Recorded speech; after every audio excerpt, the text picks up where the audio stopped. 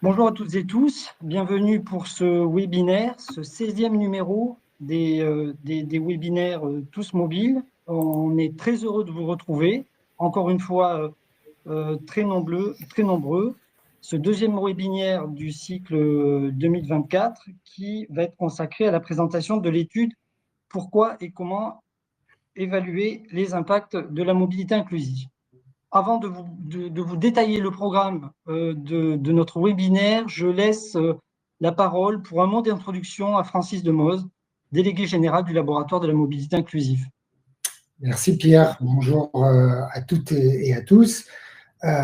Si nous avons décidé au sein du labo de traiter de cette question de l'évaluation d'impact, c'est parce que nous la considérons comme essentielle. Et en jetant d'ailleurs un œil sur le nombre de participants à ce webinaire cet après-midi, il apparaît que nous soyons nombreux à considérer que nous sommes face à un sujet majeur.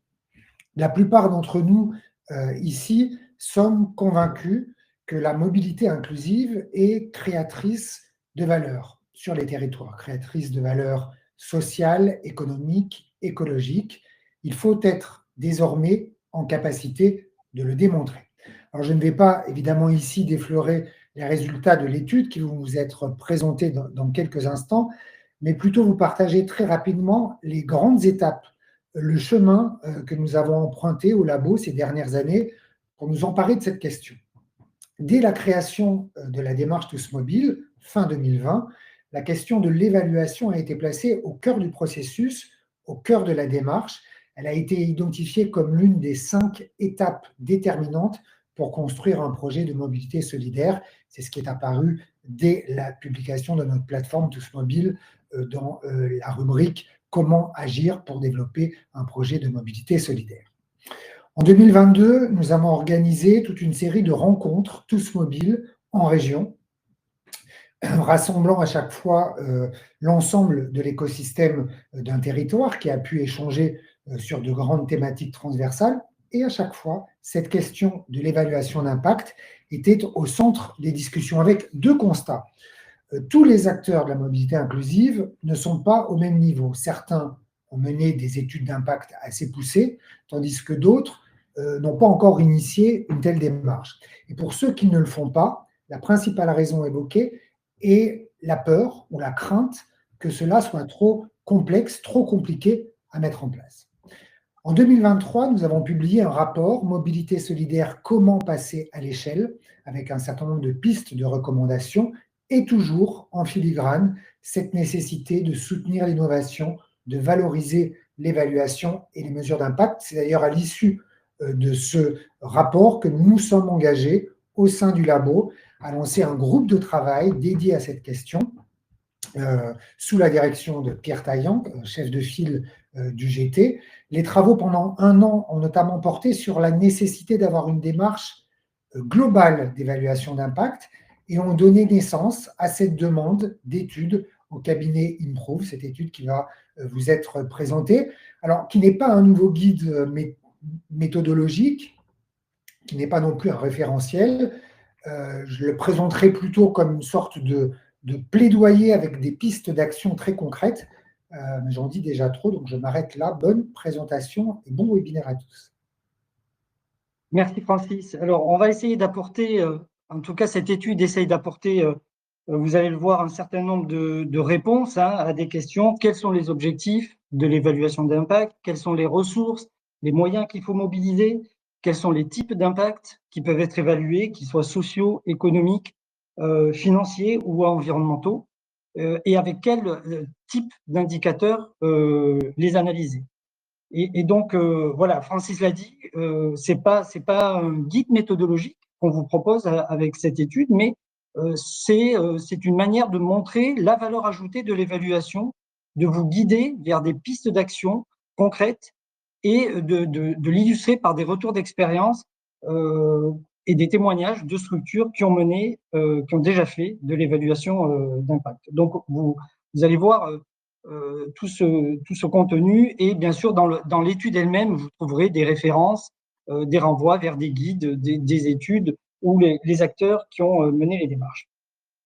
Alors, au programme cet après-midi de ce webinaire, la présentation de l'étude qui va vous être faite par Anne-Laure Hernandez, qui est déléguée générale d'Improve, donc qui va nous présenter l'étude, qui abordera les principaux enjeux, je l'ai dit, les types d'impact, les préconisations sur les actions à mener.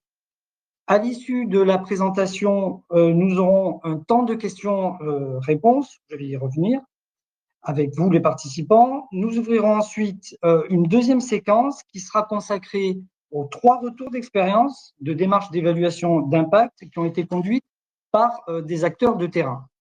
Nous aurons d'abord Teddy Delaunay, qui est responsable de développement à la Croix-Rouge française, qui nous présentera la démarche d'évaluation d'impact social et économique du transport d'utilité sociale dans le cadre du programme Croix-Rouge Mobilité. Nous aurons ensuite le témoignage de Michel Morgan, délégué général du réseau Agiles, réseau national de garages et loueurs solidaires, qui nous parlera du travail à la fois en interne et en externe, vous verrez, d'évaluation qui a été menée par Agiles. Et enfin, nous ferons un dernier focus avec Mathieu Denoux, qui est responsable des services numériques d'aide à la décision à l'agence Aura2E, qui est partenaire du programme C2E Teams, certificat d'économie d'énergie, Teams pour territoire, insertion, mobilité, sobriété.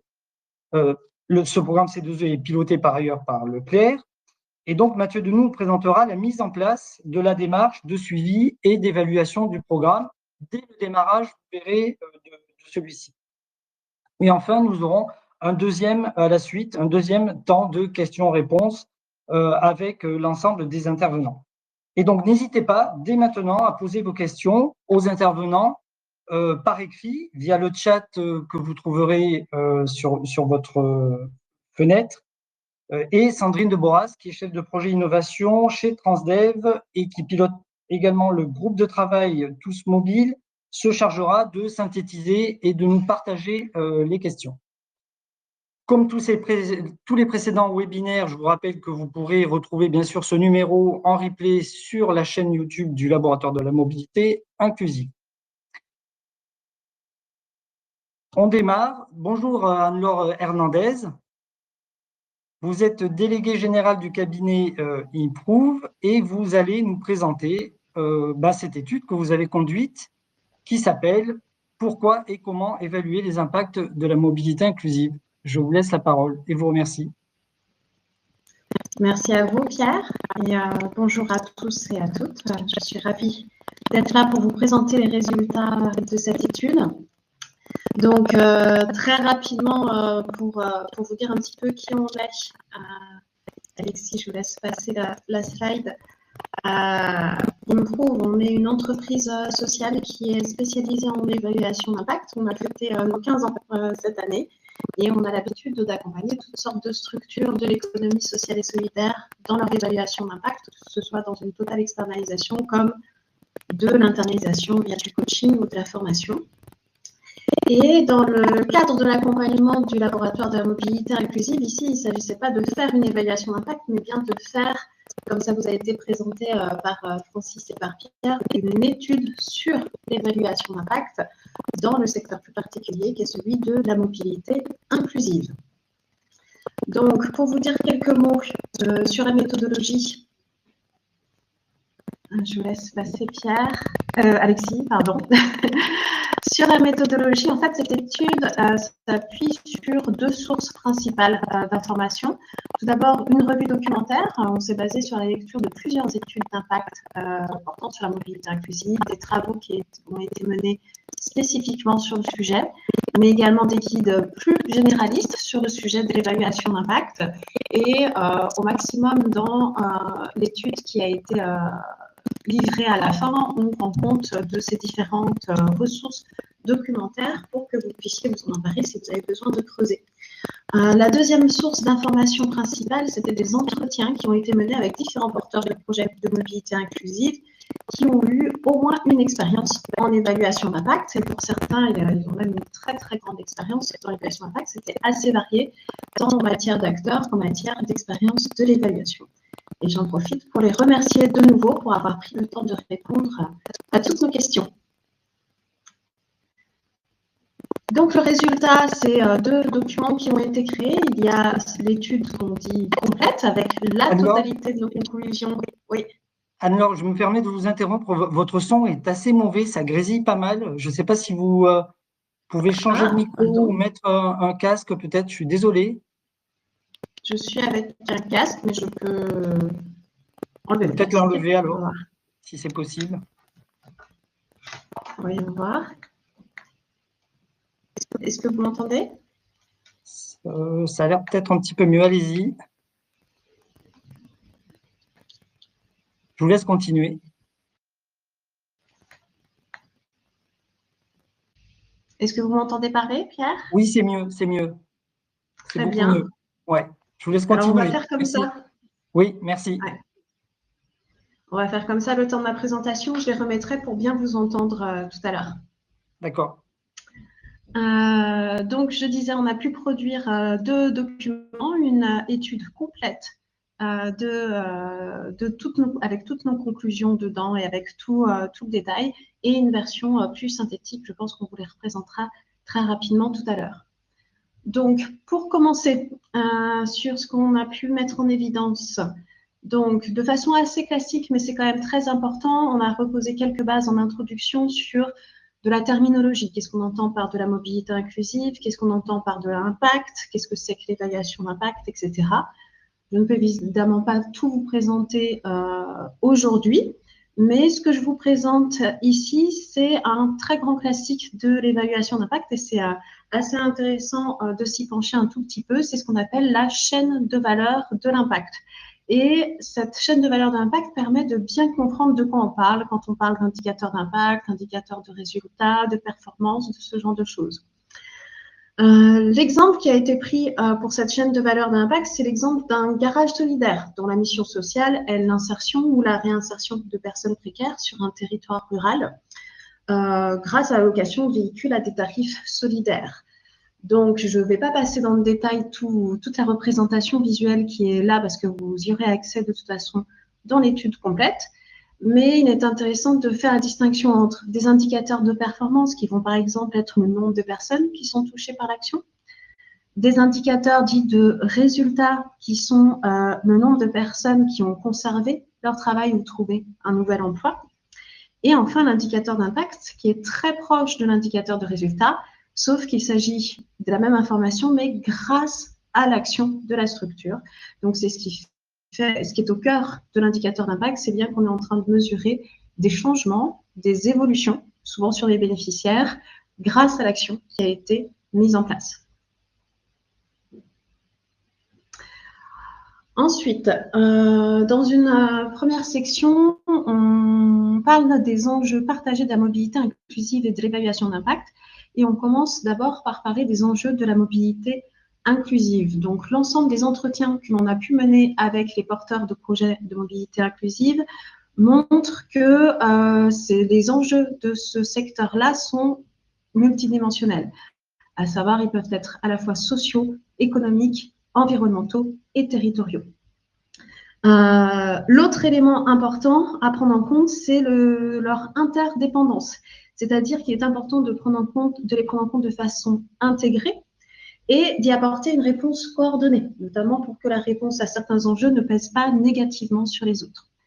Et enfin, la troisième grande conclusion ici sur ces enjeux-là, c'est qu'un certain nombre de facteurs peuvent accroître ces enjeux, à savoir le manque de moyens financiers qui a été relevé dans pas mal d'entretiens, un manque de connaissances de différentes solutions de mobilité qui existent par certains publics, et enfin des disparités territoriales qui peuvent parfois être élevées, c'est-à-dire que d'un territoire à l'autre, on peut avoir un territoire avec tout ce qu'il faut en matière d'infrastructures, de transport en commun, des écoles de conduite solidaire, ce genre de choses, et d'autres territoires avec très peu de choses, voire aucune solution proposée. Dans l'ensemble du document, à chaque fois, comme on se base beaucoup sur les entretiens qu'on a menés, on a mis beaucoup de verbatim illustratifs de nos propos. Donc, vous en avez un exemple ici, où on nous dit les aides tendent à trouver un équilibre actuellement entre impact social et écologique et il est nécessaire de faire attention à ne pas pénaliser les plus pauvres dans ce secteur. Les aides mises en place doivent continuer à servir un impact social, mettant bien en évidence l'interdépendance qu'il peut y avoir entre les différents enjeux. Ensuite, on vous présente les enjeux de l'évaluation d'impact d'après ce qui a été relevé dans les entretiens qui ont été menés. On catégorise en 2 types d'enjeux. Il y a les enjeux qu'on appelle externes et les enjeux internes. Parmi les enjeux tournés vers l'externe, ça va être tout ce qui va beaucoup relever de l'ordre de la communication, c'est-à-dire légitimer son action par l'apport de preuves, que ce soit auprès du public ou de ses partenaires existants. L'évaluation d'impact, pour certains, a permis de servir à porter un plaidoyer. Là, de nouveau, ça peut être le grand public, mais c'est souvent les services, les pouvoirs publics qui sont visés par les plaidoyers généralement. L'évaluation d'impact peut aider à ça. Et enfin, établir de nouveaux partenariats et financements grâce à l'apport de preuves de son impact. Concernant les enjeux internes, il y en a plusieurs également. L'évaluation d'impact, pour certains, aide au pilotage d'activités, c'est-à-dire qu'il y a un suivi de ces actions et de ces impacts qui est mis en place. Ça peut être aussi un outil stratégique de prise de décision pour optimiser ces actions, de sorte à avoir encore plus d'impact pour telle population, choisir de mettre en place une nouvelle action, etc. Elle peut être d'une grande aide aussi pour comprendre son impact, en profiter pour comprendre ses bénéficiaires, les besoins, à quels besoins on a vraiment répondu et ceux auxquels on n'a peut-être pas complètement répondu, par exemple. Et enfin, pour certaines structures, il y a eu un enjeu d'essaimage du programme, voire pour certains une habitude, c'est-à-dire que dès qu'il y a une intention de potentiellement essaimer son programme, à savoir faire une évaluation d'impact avant de prendre la décision. En conclusion, l'évaluation d'impact ici apparaît comme un outil cohérent pour répondre à la pluralité de ces enjeux-là. Que l'on parle du côté orientation des enjeux, à savoir la catégorisation interne ou externe que je vous ai présentée à l'instant, ou les dimensions sociales, environnementales, économiques ou territoriales. On a l'exemple ici de quelqu'un qui nous dit que la mesure d'impact aura permis de constater que nous avions un impact non seulement sur les parts modales des bénéficiaires leur permettant d'accéder à des modes plus vertueux, mais aussi sur la sobriété en leur permettant d'utiliser plus efficacement les transports. L'évaluation d'impact peut permettre de se rendre compte de ce genre de choses qui peut-être n'étaient pas tout à fait évidentes de prime abord. Ensuite, quels impacts évaluer maintenant pour répondre à l'ensemble de ces enjeux de la mobilité inclusive? Alors, ce qui est très important, c'est qu'avant de se dire quels impacts on va évaluer, il faut d'abord cadrer les choses. Pour cadrer les choses, il faut d'abord avoir bien défini ces enjeux. Là, on en a déjà pas mal parlé. Mais il faut également définir ce qu'on appelle un périmètre d'évaluation. Donc, le périmètre d'évaluation consiste à se dire quelle est la typologie d'action sur laquelle je veux que mon évaluation porte. Est-ce que c'est toute ma structure? Est-ce que c'est un programme particulier de la structure? Est-ce que c'est un projet? Etc. Ensuite, le périmètre temporel. Est-ce que je vais évaluer l'impact de ma structure depuis qu'elle existe ou d'année en année, par exemple? Ensuite, il y a le périmètre en matière de parties prenantes ciblées par l'évaluation. Donc là, toutes les parties prenantes peuvent être concernées. Notre grand conseil, surtout pour une première expérience en évaluation d'impact, c'est de commencer par les bénéficiaires directs avant d'envisager d'aller plus loin. Et enfin, le quatrième point, c'est la typologie d'impact, puisque bien sûr, il s'agit de se poser clairement la question, est-ce que je veux connaître mes impacts sociaux, environnementaux, économiques ou territoriaux de façon plus transversale. Ensuite, une fois que j'ai défini mon périmètre, je dois répondre à la question du comment. Le comment, c'est une question assez large. En fait, elle prend deux formes. Il y a le comment faire méthodologiquement pour aller évaluer tel ou tel impact en fonction de sa dimension, justement. Et comment, avec quels moyens, avec quelles ressources et comment je m'organise. Donc, ces deux grands sujets, ces deux grands comment, ce qu'on va aborder en fait dans les sections suivantes.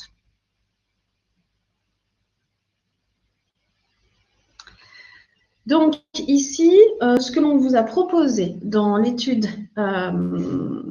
présentée, c'est dans cette section de faire plusieurs sous-sections par dimension d'impact, donc sociale, environnementale, économique et territoriale, pour à chaque fois donner un peu quelques clés méthodologiques, donner des exemples d'indicateurs les plus communs que l'on a rencontrés dans ce qu'on a pu voir dans notre étude, et aussi des focus en matière de conseils sur comment faire si j'ai l'intention d'avoir plusieurs dimensions dans mon étude d'impact, si je veux faire et du social, et ou environnemental, et ou économique, et ou territorial.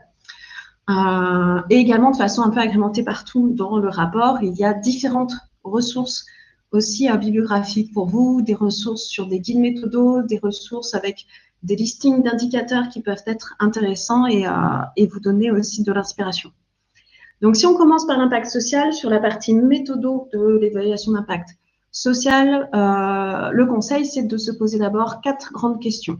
Auprès de quelle partie prenante je vais collecter mes données? Quel type de données j'ai l'intention de collecter? Du quantitatif, du qualitatif? À quel moment je vais collecter ces données? Est-ce que je vais les collecter après la mise en place des actions? Est-ce que je vais faire un amont-aval, collecter avant une action, après une action pour calculer un différentiel, par exemple? Et avec quels outils de collecte? Les plus communs étant, si on va interroger des bénéficiaires, il s'agira de questionnaires, par exemple, ou d'entretiens. Ici, encore des verbatims pour illustrer l'expérience des porteurs de projets qu'on a pu interroger, qui était intéressant puisqu'il s'agit de points de vigilance sur certains sujets. On a par exemple un point de vigilance sur les temps de collecte. C'est toujours intéressant d'avoir plusieurs temps de collecte pour ensuite évaluer des évolutions, des changements de situation de bénéficiaires, mais ça peut poser quelques difficultés en matière de collecte de données sur les derniers temps de collecte, notamment quand les bénéficiaires ne font plus partie du programme. Autre point de vigilance sur les outils de collecte qui est donné dans un verbatim, c'est le qualitatif avec des entretiens. C'est très intéressant, c'est très enrichissant en matière d'information, ça apporte beaucoup de choses. Par contre, il faut anticiper que mener des entretiens, c'est toujours plus long à réaliser que de faire passer des questionnaires notamment.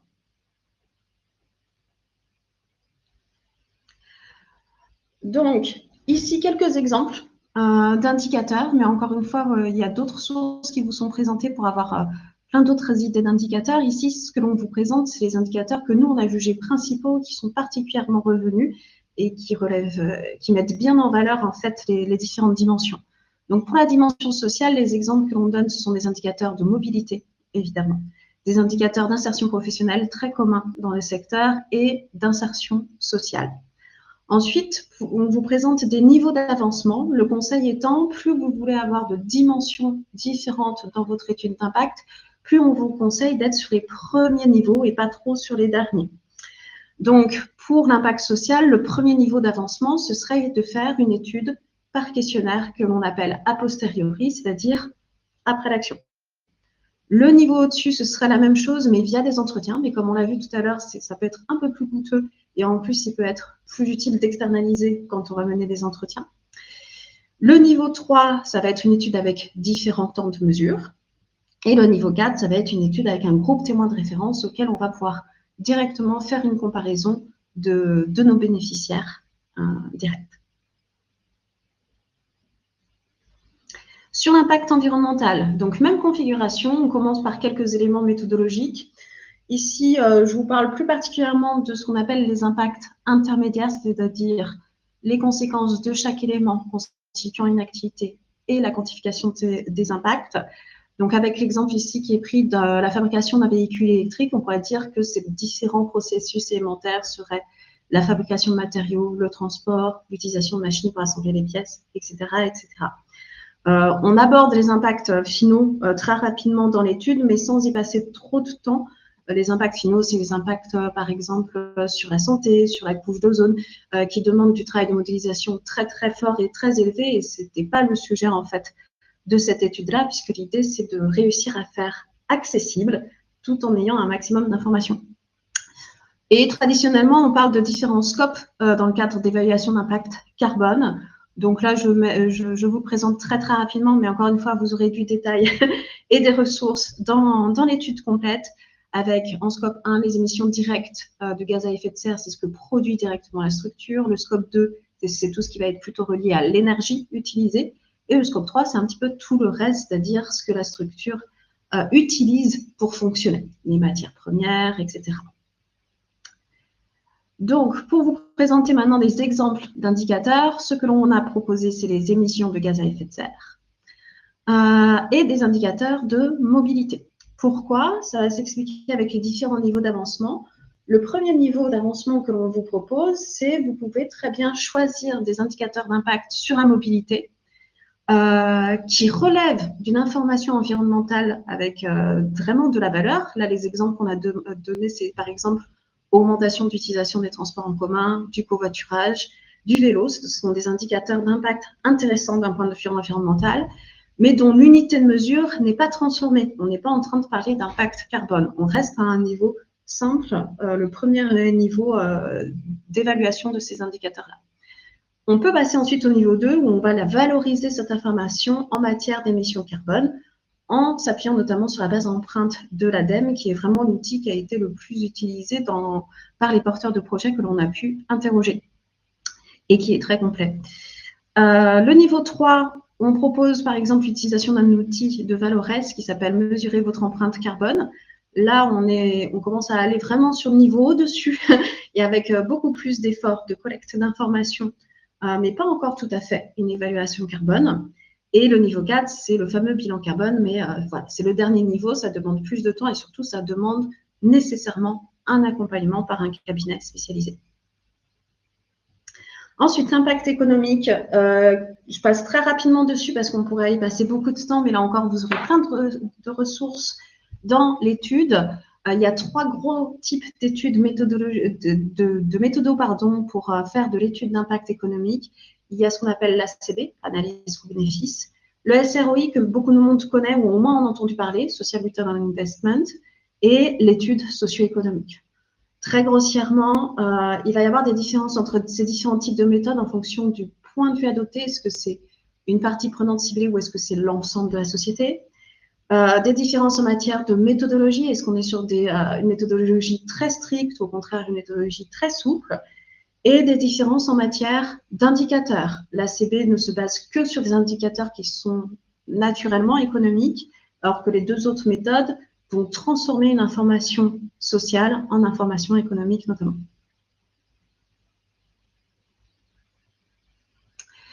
Donc, les exemples d'indicateurs qui vous sont proposés, on a la situation professionnelle et le budget automobile qui sont pas mal revenus dans nos recherches. Ici, pas beaucoup de niveau d'avancement. Clairement, c'est soit je prends quelques indicateurs économiques maximum que j'intègre à mon évaluation plus globale avec plusieurs dimensions, soit je me lance dans une vraie, entre guillemets, méthode d'évaluation d'impact bien complète pour le côté économique en choisissant l'ACB, le SROI ou l'étude socio-économique, par exemple. Donc, évidemment, dans le cadre d'une démarche intégrée, si vous voulez faire et du social, de l'économique, de l'environnemental, du territorial, on vous conseille d'être sur le niveau 1. Le niveau 2, ça va être très vite beaucoup plus loin. Ensuite, l'impact territorial. Ce qui est intéressant avec l'impact territorial, c'est tout ce que je vous ai dit jusqu'à présent est valable pour l'évaluation d'impact territorial, puisqu'on est sur une notion très transversale, en fait. On peut autant parler d'impact social à un niveau territorial, d'impact économique, d'impact environnemental à un niveau territorial. Ici, méthodologiquement, on vous présente 3 grands types d'approches. On a l'approche qui est très centrée sur les bénéficiaires. Je vais par exemple regarder quel est le territoire dont sont issus les bénéficiaires qui participent à l'étude, par exemple une région particulière, QPV, etc. Et je vais m'attarder sur des impacts qui vont directement concerner le territoire. Vous aurez des exemples après. Deuxième approche, une approche centrée sur les acteurs locaux. Donc là, il va s'agir plutôt d'aller interroger un maximum de parties prenantes locales assez diversifiées, des collectivités, des entreprises, des habitants, etc. Préférentiellement avec de la méthode qualitative. La troisième approche, on en parle quand même si, en toute honnêteté, ce n'est pas exactement de l'évaluation d'impact, mais c'est difficile de ne pas en parler, puisque c'est une méthode d'évaluation, en tout cas, qui est intéressante. Il s'agit de rendre compte de l'ancrage territorial de la structure, et là, on va plutôt aller chercher dans des données déjà existantes, des données administratives, financières, par exemple, pour rendre compte de cet ancrage territorial. On va aller regarder combien de partenaires sont des partenaires locaux, etc., etc. Sur les exemples qui vous sont donnés, on a par exemple le lieu d'habitation des bénéficiaires, donc le territoire de vie du répondant, la vie locale, l'accès aux services et infrastructures, la création de liens sociaux avec des gens de sa commune, par exemple. En matière de niveau d'avancement, on conseille en premier niveau d'être sur une mesure du territoire des bénéficiaires à croiser avec d'autres indicateurs d'impact. Le niveau 2, ce serait de mesurer ce que l'accès à la mobilité apporte aux individus dans leur vie locale. Donc, ça demande un peu plus de travail sur les indicateurs.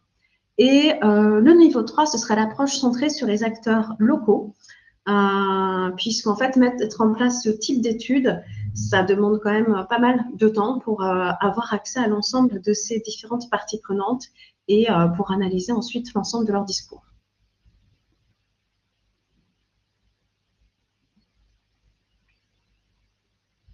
Et je termine par la dernière section qui sont les actions concrètes pour que l'évaluation d'impact soit bien accessible pour tout le monde. Première action concrète, il faut absolument maîtriser les ressources disponibles et faire des choix proportionnés par rapport à ces ressources. Donc, basiquement, il faut avoir défini précisément ces ressources financières et RH qui sont mobilisables, pas se lancer dans une étude sans avoir fait le point très clairement là-dessus. Ce qui va permettre ensuite de pouvoir un peu mieux s'orienter sur est-ce que je vais choisir de l'internalisation, de l'externalisation, ou est-ce que je vais essayer d'avoir un mix des deux, puisque c'est toujours possible. Et enfin, tout est une question de proportion, c'est-à-dire qu'il est important que l'évaluation soit proportionnelle à l'ampleur du projet et du coup, le budget également va être proportionnel par rapport à ce projet-là. Et c'est important de bien prendre en compte l'ensemble de ces informations. Deuxième conseil, gérer son temps. Il ne faut pas oublier mener une évaluation d'impact, c'est comme n'importe quel projet. Et quand vous menez un projet, a priori, vous faites ce qu'on appelle un rétro-planning, vous fixez des objectifs, etc. Bien, pour une évaluation d'impact, c'est exactement la même chose. C'est-à-dire qu'on va faire un calendrier de chaque étape et on va faire en sorte d'avoir un bon suivi à des temps réguliers. On a l'exemple de quelqu'un qui nous disait une bonne pratique, c'est qu'on s'est fixé un temps toutes les 2 semaines pour faire le point sur les avancées. On avait également les bons outils pour suivre. Et il faut surtout avoir cette phase de réflexion et de planification sur le long terme dès le départ. Il ne faut pas faire au fur et à mesure, il faut quadriller dès le départ avec les personnes ressources. Et ça, c'est un très bon conseil qui vous est donné. Troisième conseil, prendre les mesures nécessaires pour optimiser la collecte de données. S'il n'y avait qu'un seul conseil que vous devriez retenir de tout ce que je vous présente dans cette section-là, je pense que c'est celui-ci. D'expérience en tant qu'évaluatrice d'impact, mais aussi de l'expérience des porteurs de projets que l'on a pu interroger, la collecte de données, c'est le nerf de la guerre en évaluation d'impact. Donc, il est très important de ne pas sous-estimer cette étape clé de l'évaluation. Donc, pour s'en sortir, les conseils qui vous sont donnés tout d'abord, c'est de bien identifier les personnes ressources, les personnes qui vont aider à avoir accès aux données et à les collecter. Donc, on les identifie d'abord. On les informe du projet d'évaluation d'impact. On ne les informe pas au dernier moment, une fois que tout a été cadré et la collecte prête à partir. C'est des choses qui arrivent, qu'on ne voit encore. C'est très important de bien informer tout le monde dès le départ. Sensibiliser, ça veut dire expliquer à quoi sert l'évaluation d'impact et qu'est-ce qu'elle peut apporter aussi à ces personnes ressources dans leur travail. Mobiliser évidemment à différents temps d'études, pas simplement au moment de la collecte de données, mais bien souvent ces personnes ressources, elles sont très intéressantes à mobiliser dès les étapes de cadrage pour leur présenter les hypothèses d'impact, les outils qui sont envisagés, etc. Ensuite, suivre régulièrement la remontée de données, c'est ce qu'on avait dit tout à l'heure. Et enfin, bien prioriser. Là, je pourrais le mettre en gros et en gras. On priorise, surtout si vous voulez avoir une démarche qui intègre plusieurs dimensions, sociales, économiques, environnementales, territoriales. Clairement, il faut prioriser les indicateurs notamment et le nombre de parties prenantes interrogées. On a un exemple ici de quelqu'un qui nous dit la construction du référentiel était rapide, mais la collecte était plus complexe, il faut courir après les gens, il y a énormément de relances, qui illustre bien que c'est une étape qui est importante à ne pas négliger. Quatrième point, se baser sur le collectif et la co-construction, c'est très, très important. On implique l'ensemble des parties prenantes et on fait varier toutes les opportunités de mobilisation possibles. Il y a plein d'étapes de travail dans une évaluation d'impact. On fait du cadrage de projet, on va théoriser les impacts, on va créer un référentiel indicateur, on va créer des outils, etc. Donc, il y a plein de moments où on peut mobiliser différentes parties prenantes. Et on n'hésite pas à être assez large. Les parties prenantes, c'est évidemment des personnes stratégiques et décisionnaires, mais c'est aussi les personnes qui travaillent sur le terrain, ça peut être les bénéficiaires, ça peut être des partenaires, ça peut être des experts, etc. Ça rejoint le deuxième point, ne pas hésiter à associer les bénéficiaires dans l'évaluation, même dans l'étape de cadrage, même si ce n'est pas le plus commun, ça reste très intéressant. Et enfin, surtout, constituer un comité de pilotage, très important. Encore une fois, faire une évaluation d'impact, c'est un projet, donc il faut un comité de pilotage pour s'assurer du bon suivi des choses. On a un exemple ici, quelqu'un qui nous dit « c'était bien de pas être seul aussi, pouvoir se dire on est tous un peu dans la même galère », du coup d'échanger avec d'autres personnes qui sont sur des sujets différents de la mobilité. Cinquième conseil, allier l'utile à l'utile. On vous a donné les grands exemples les plus couramment rencontrés. On a l'exemple de la formalisation de la théorie du changement. Donc, la théorie du changement, en 2 mots, c'est toute la cartographie de votre stratégie d'impact. Et très classiquement, en tout cas, nous, on aime bien travailler ça en co-construction avec plein de parties prenantes autour de la table.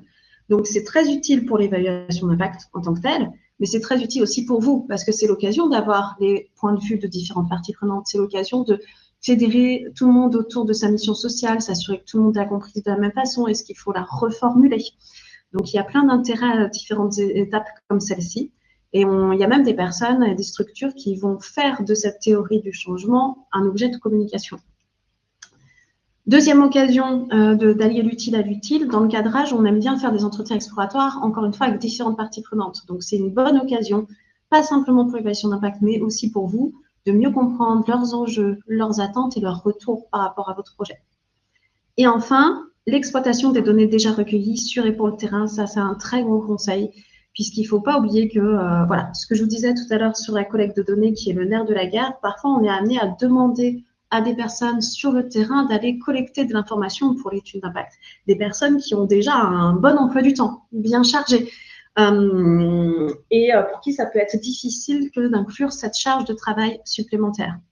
Or, si on pense les choses de sorte à ce que les outils d'accompagnement, dans le cadre desquels il y a tout le temps plein de données en fait qui sont recueillies naturellement dans une structure classique qui va faire un accompagnement individuel, il y a déjà de la donnée qui est recueillie. Simplement, il faut faire un effort de standardisation, de s'assurer que les gens mesurent tous la même chose un peu de la même façon pour ensuite pouvoir analyser d'un point de vue un peu plus collectif ces informations-là. On a un exemple d'une personne qui nous dit « cette mesure d'impact est basée sur nos outils d'accompagnement, on ne crée pas de nouveaux outils », ce qui illustre bien comment on peut allier l'utile à l'utile ici. Et le dernier conseil, capitaliser sur ses efforts. Donc, il y a différentes façons de capitaliser sur ses efforts. Celui que je vous présente aujourd'hui, c'est de la capitalisation sur la source de données. L'idée, surtout si vous voulez avoir une démarche intégrée avec différentes dimensions, c'est de ne pas oublier qu'en fait, parfois, une même information peut avoir différentes dimensions de valeur. C'est-à-dire que si on prend l'exemple d'un indicateur comme celui de la situation professionnelle, très grand classique, la situation professionnelle et son évolution notamment peut servir d'indicateur d'impact social. Mais je peux aussi le transformer en impact économique en regardant ce que ça permet d'éviter comme coût pour l'État. Et ce même indicateur, je peux aussi choisir de le croiser avec le lieu d'habitation du bénéficiaire pour avoir un niveau de conclusion ici qui serait plus territorial. Voilà, je vous remercie pour votre attention. Je vais remettre mes oreillettes pour m'assurer de bien vous entendre. Par contre, vous m'excuserez. Merci beaucoup, Anne-Laure, pour cette présentation très détaillée, très pédagogique. Je pense que nos auditeurs ont déjà bien cerné voilà, les objectifs, les grands objectifs, la valeur ajoutée que peut apporter une démarche d'évaluation d'impact, les pistes avec lesquelles vous avez terminé sur les différentes préconisations. Je vois qu'il y a des questions dans le chat. Sandrine, qu'est-ce qu'on peut relayer comme question de nos participants? Alors, on a des questions très pratico-pratiques, je dirais. Je vais peut-être les énoncer toutes les trois, parce que je pense qu'il est possible de répondre aux trois en même temps. La première question concerne les instances ou les porteurs de ces évaluations, ces mesures d'impact sur les porteurs de projets que vous avez rencontrés. Est-ce que ces évaluations sont faites en interne ou plutôt par des prestataires extérieurs ? La deuxième question porte sur le coût. d'une étude d'impact et la troisième sur la durée moyenne d'une évaluation d'impact. La question est apparue au moment où vous avez insisté sur l'importance de l'organisation et du rétro-planning. Très bien, merci. Sur le côté interne ou externe, alors j'ai pas fait les stats pour calculer combien était en interne et en externe, mais on a eu les deux cas de figure. On a eu des structures qui ont externalisé leur évaluation d'impact, on en a eu pas mal qui ont internalisé, et on en a qui étaient un peu entre les deux, c'est-à-dire de l'accompagnement pour les aider à internaliser ou qui ont eu un peu de l'expérience multiple. Donc ça, c'était assez diversifié dans les profils de structures que l'on a pu interroger. Concernant le coût, je ne peux pas mettre de chiffres et j'en ai pas mis dans l'étude parce que c'est impossible puisque je pense que ça doit se voir là avec la présentation que vous avez faite, c'est qu'il y a une étendue des possibles qui est absolument énorme. C'est-à-dire qu'une étude d'impact sur une seule dimension, une seule partie prenante avec une seule méthode, c'est pas la même chose que d'avoir une étude d'impact sur 4 parties prenantes, sur plusieurs dimensions pendant 3 ans. Donc clairement, les budgets bougent énormément en fait en fonction du périmètre. C'est pour ça que j'avais plutôt axé sur soyez proportionnés. On n'attend pas d'une petite structure avec une action on peut dire assez modeste de se lancer dans une grande machine d'évaluation d'impact. Personne n'attend ça et les partenaires non plus en réalité pour avoir déjà mené pas mal d'entretiens avec des partenaires financiers, des financeurs de l'ESS. Classiquement, on dit que ça peut aller de 5 à 10% d'un budget d'un projet. C'est ce qu'on voit souvent en fait dans des projets budgétaires quand il y a des réponses à des AMI par exemple. Si ça peut vous donner une petite information un peu chiffrée pour quand même répondre à votre question et pas trop botter en touche. Mais voilà, il faut regarder les choses telles qu'elles sont. C'est très très variable en fonction de votre périmètre. D'où l'importance d'accorder du temps à bien définir ce périmètre et à rester humble surtout sur une première expérience d'évaluation. Et je m'excuse, j'ai plus la troisième question en tête. Si la durée moyenne d'une évaluation. La durée moyenne. Même réponse, ça va dépendre de votre méthodologie. En fait, si vous faites une étude comme celle des premiers niveaux d'avancement que je vous ai présenté, par exemple sur l'impact social, c'est les études a posteriori, donc après l'action. Bon, il faut quand même passer du temps sur le cadrage pour analyser les données et puis la collecte de données. On peut se donner des fois à peu près 5 semaines, par exemple, pour collecter de la donnée. Le tout, on peut mener une étude d'impact si on est très efficace en 4 mois. 6 si on a eu besoin d'un petit peu plus pour des raisons X ou Y. Et puis très vite, ça peut prendre beaucoup, beaucoup plus de temps. Si vous voulez faire une étude amont-aval, donc par exemple un questionnaire avant l'action, un questionnaire après l'action pour calculer une différence entre les deux, mais que votre action, elle dure 1 année complète, nécessairement, vous devez prévoir 1 an et demi dédié à l'étude d'impact parce qu'en fait, la durée nécessaire pour la collecte de données va faire que tout votre calendrier va s'allonger.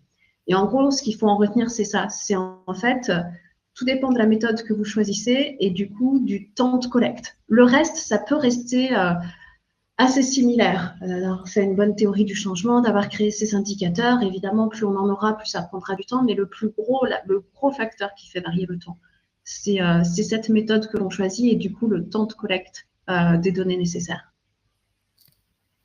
Très bien, merci. Et puis peut-être si on a encore quelques petites minutes, une quatrième question. Alors, je ne suis pas sûre de bien comprendre, peut-être que vous comprendrez mieux que moi. Donner des clés sur l'analyse de toutes ces données recueillies. Alors, est-ce que c'est de la structuration? On a vu qu'il y avait l'impact environnemental, social, écologique, etc. Ou est-ce que c'est une question d'un autre ordre? Je vous laisse... Alors, donner des clés sur l'analyse de toutes ces données. Je ne vais pas vous dire là comme ça comment on analyse ces données, mais si je pouvais vous donner un conseil, c'est de créer ce qu'on appelle un plan d'analyse. C'est-à-dire qu'on va créer par avance un document dans lequel on va dire par avance ce que l'on a l'intention d'analyser en fonction de ces hypothèses d'impact. Tel indicateur, je veux en sortir une moyenne, je veux sortir une répartition de réponses, je veux regarder le pourcentage de tel et tel type de questions. Et en fait, je veux faire ça pour répondre à mon hypothèse d'impact qui est la suivante et qui a déjà été cadrée plusieurs semaines auparavant. Donc ça, c'est un conseil important puisque ça vous évite le jour où vous vous retrouvez, mettons, face à une grosse base de données, mais peut-être que vous avez de l'expérience, vous avez fait passer des questionnaires et vous vous retrouvez avec un fichier Excel, plein d'informations. Si vous n'avez pas fait de plan d'analyse, vous risquez d'être perdu, effectivement, parce qu'une base de données, on peut y passer plusieurs jours, plusieurs semaines, et ne pas l'avoir encore essorée tellement ça nous donne de l'information. Donc, ce qui est conseillé, c'est de faire ce qu'on appelle le plan d'analyse. C'est avant d'analyser, j'ai déjà prévu ce que j'allais faire. Ça évite de se perdre et ça évite aussi d'aller trop jouer avec la donnée pour aller regarder que ce qui nous arrange une fois qu'on a vu les chiffres ou ce genre de choses-là et rester aussi un petit peu honnête intellectuellement par rapport à ce qu'on a pu mettre en évidence. J'espère que ça répond à la question. Oui, c'était peut-être un peu ambigu. Très bien. Merci beaucoup. Il n'y a pas d'autres questions, donc on peut passer à la séquence suivante avec les illustrations. Super.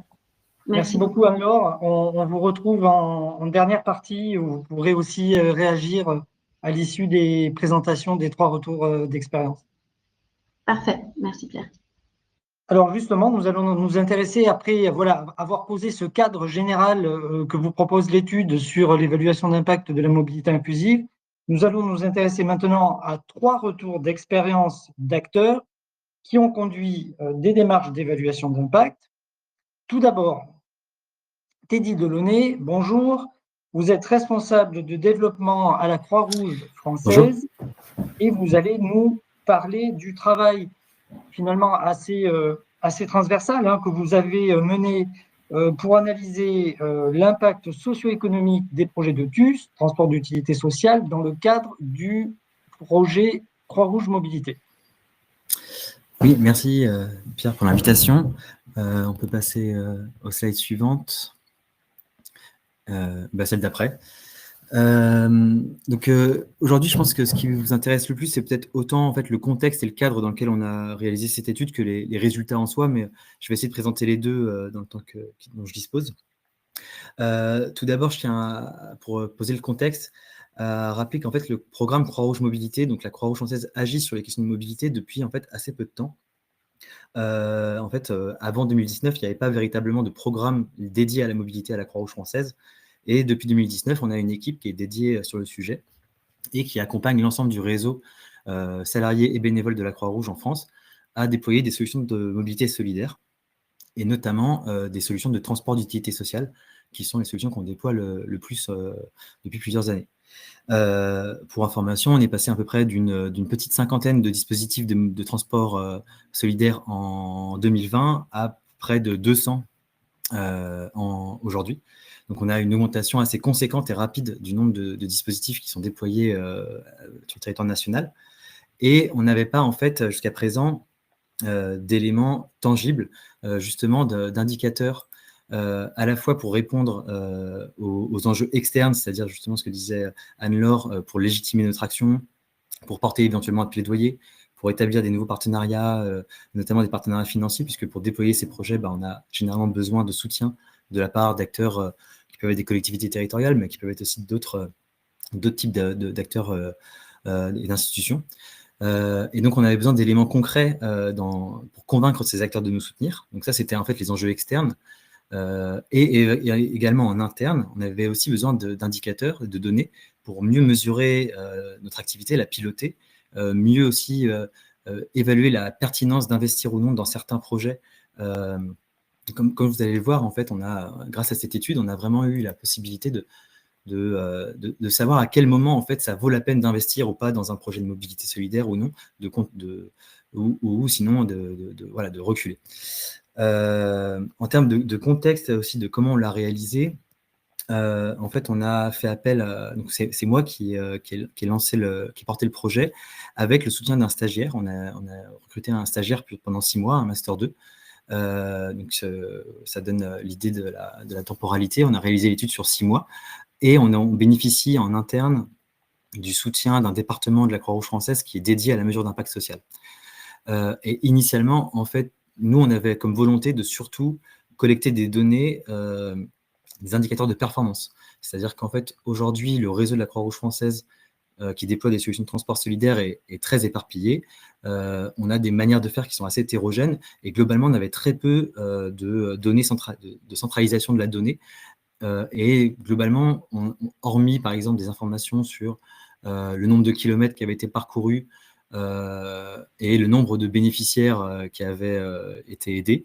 On avait très peu d'infos sur le type de public qu'on avait aidé à déplacer, les motifs de leur déplacement, ou des éléments financiers, des éléments de partenariats locaux qui sont menés par les porteurs de projets. Tout un tas d'éléments en fait, pour décrire vraiment ce qu'on fait, comprendre vraiment ce que fait notre réseau dans l'activité au quotidien. Donc au départ, on voulait principalement travailler sur ces indicateurs de performance, et puis la présence de ce stagiaire sur 6 mois et l'appui de nos collègues sur la mesure d'impact nous a poussé à aller un peu plus loin et à réaliser des entretiens directifs auprès de bénéficiaires de nos dispositifs de transport social. Et ces infos, elles ont été assez déterminantes sur la capacité à vraiment comprendre ce à quoi sert un transport solidaire, à qui ça s'adresse, ce qu'on peut en attendre, et donc à convaincre aussi à la fois les partenaires et le réseau Croix-Rouge de s'engager sur ce genre de solution. Donc voilà, pour le contexte, est-ce qu'on peut passer à la slide suivante et même celle d'après, donc sur la méthodologie.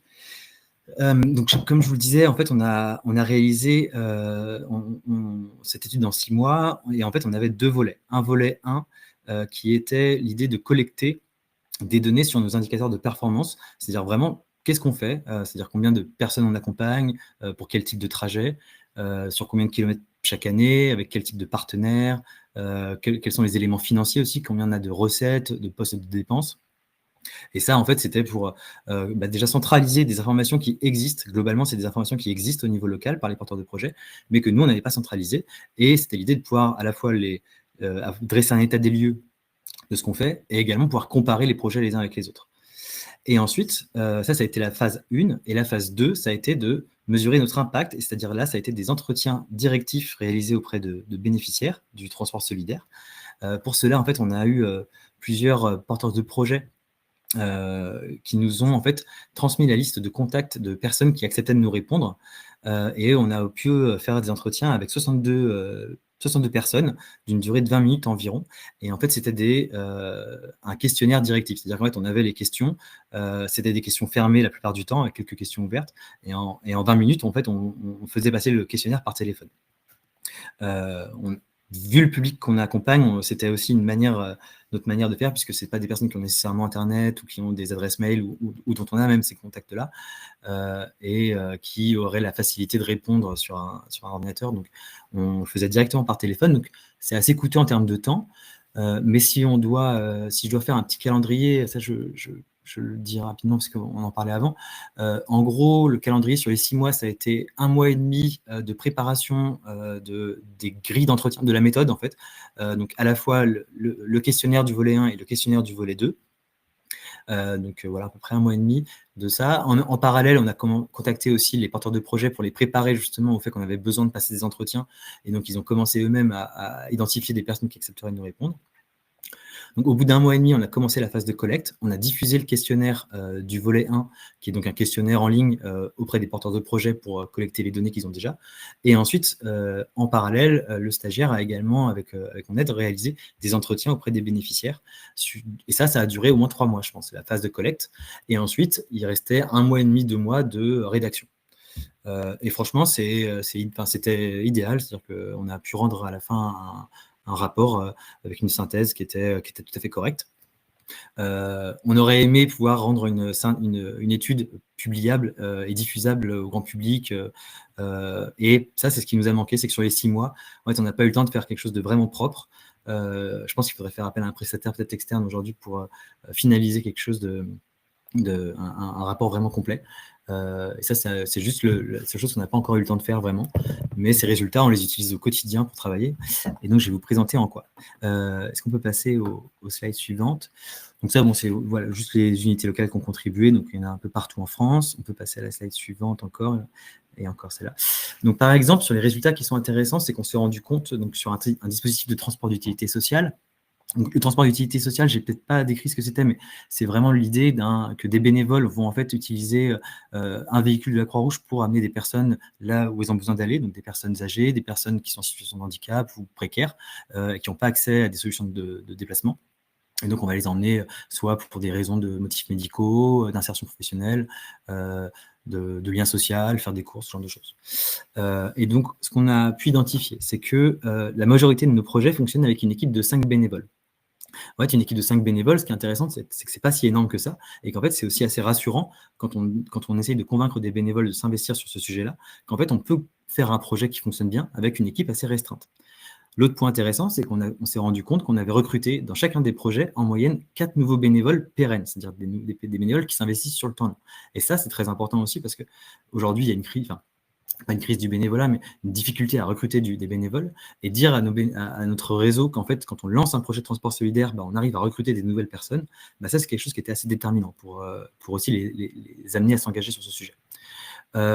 Ensuite, on a pu évaluer qu'en moyenne, les porteurs de projets font environ 230 trajets par an. Et qu'en fait, il y a presque un plafond de verre en termes de nombre de trajets effectués par an.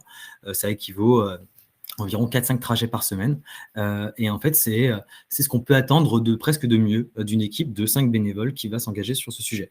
Et ça, c'est super important aussi comme résultat, parce que ça nous permet ensuite, on va le voir dans un tableau que je vais vous présenter, de dimensionner nos projets, de savoir quand est-ce qu'on peut investir ou pas sur un investissement, par exemple, dans un véhicule ou dans ce genre de sujet. On a évalué également la durée moyenne des missions, ce qui permet aussi de mesurer après le temps que les bénévoles peuvent investir dans chaque activité, d'avoir une meilleure coordination, une meilleure gestion des plannings. On a également évalué que 30% des kilomètres parcourus sont parcourus à vide, ce qui est assez énorme. C'est-à-dire que c'est des trajets en fait, où le véhicule, le public n'est pas encore à bord du véhicule. On a pu identifier aussi qu'en moyenne, dans chaque projet, on aidait en moyenne 49 personnes différentes à se déplacer chaque année. Donc 49 personnes qui sont aidées, donc certaines plusieurs fois par an. Et un autre résultat intéressant, c'était qu'on était quand même pour 2 tiers des trajets sur des motifs médicaux. Ce qui n'était pas nécessairement évident pour nous. Et par exemple, si on passe à la slide d'après, alors non, c'est pas grave. Sur ce sujet-là, par exemple, des éléments financiers. Donc on s'est rendu compte, comme je vous l'ai dit déjà, qu'on avait un peu un plafond de verre sur autour de 230 trajets par an. En fait, selon le tarif qu'on va pratiquer aussi, parce que le service qu'on propose est payant, il y a un tarif qui est plafonné par la loi à 0,32 centimes du kilomètre, mais on est libre de fixer ce tarif librement. Donc en fait, en fonction du nombre de trajets qu'on est en mesure de faire par an, il faut essayer d'ajuster le tarif pour essayer d'être à l'équilibre pour combler les frais de fonctionnement, d'assurance, d'entretien. Et donc, ce genre d'analyse de tableau qu'on a pu produire ensuite, c'était grâce à cette compréhension qu'on avait cette mission, ces 230 trajets réalisables environ par an. Ce qui est intéressant aussi, c'est de se rendre compte que les trajets pour des raisons de santé sont des trajets qui sont en moyenne beaucoup plus longs que les autres déplacements, qui sont par exemple l'insertion professionnelle, les courses, faire des courses, le lien social. Et donc, en fait, quand on demande à des bénévoles de s'engager sur un projet de transport solidaire, on peut maintenant leur dire que si jamais ils acceptent des trajets pour des raisons de santé, en fait, en général, ils vont accepter de faire des trajets beaucoup plus longs et que c'est des missions du coup, qui leur prennent plus de temps. Et donc, en fait, ça permet aussi aux bénévoles de se dire si j'ai pas envie d'y passer trop de temps, de faire des trop longs trajets, de rester dans des choses très locales, en fait, on va refuser les trajets liés à la santé parce sinon, on va y passer trop de temps. Voilà, c'est aussi ce genre de choses qui sont importantes pour avancer. Si on passe à la slide suivante, un résultat que je trouvais intéressant aussi, c'était d'essayer de voir, en fait, en fonction du nombre de véhicules ou du nombre de bénévoles mobilisés, combien de trajets on arrivait à faire par an. Et en fait, me suis rendu compte avec ces données qu'en fait, on ne faisait pas beaucoup. C'est pas parce qu'on avait beaucoup plus de bénévoles qu'on faisait beaucoup plus de trajets, et c'est pas parce qu'on a beaucoup de véhicules disponibles qu'on fait beaucoup de trajets également. En fait, voilà, il n'y a pas de lien de corrélation parfaite entre plus de véhicules, plus de bénévoles. Finalement, comme je vous l'ai dit au début, une équipe de 5 bénévoles autour d'1 ou 2 véhicules parfois suffit pour faire une équipe bien soudée qui fait une activité assez efficace.